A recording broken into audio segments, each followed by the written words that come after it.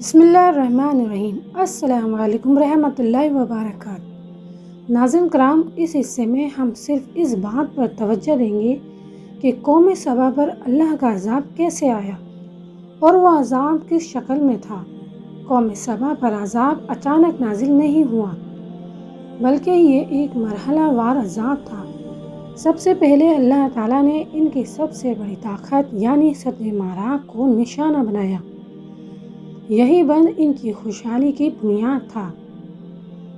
اللہ تعالیٰ نے اپنے عذاب کے لیے نہ کوئی زلزلہ بھیجا، نہ فوراً آسمان سے آگ برسائی، بلکہ اللہ نے چھوٹے اور کمزور چوہوں کو سبب بنا دیا۔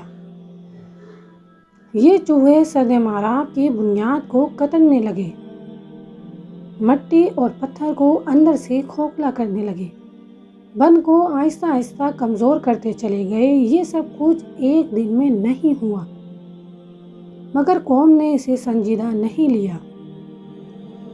جب سد معراج اندر سے مکمل طور پر کمزور ہو چکا تو اللہ تعالیٰ کا فیصلہ نافذ ہوا۔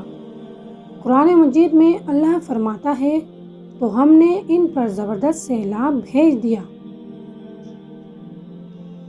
سورہ سبا آیت 16 میں یہ ایک ایسا سیلاب تھا جس نے لمحوں میں سد معراج کو توڑ دیا۔ سیلاب اتنا شدید تھا کہ باغات جڑ سے اکھڑ گئی، گھر مٹی میں مل گئے، پانی نے ہر چیز کو بہا دیا۔ قوم سبا کی ساری خوشحالی چند لمحوں میں ختم ہو گئی۔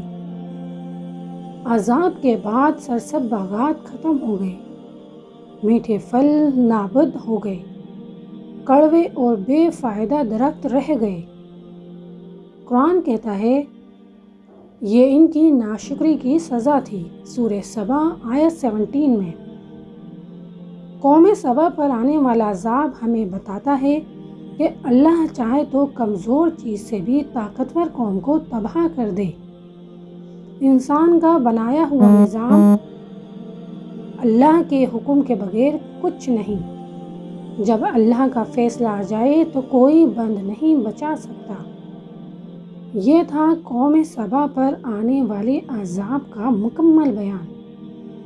اگلے حصے میں ہم جانیں گے کہ اس عذاب میں ہمارے لیے کون سی بڑی نصیحتیں پوشیدہ ہیں جس نے ایک خوشحال قوم کو لمحوں میں تباہ کر دیا۔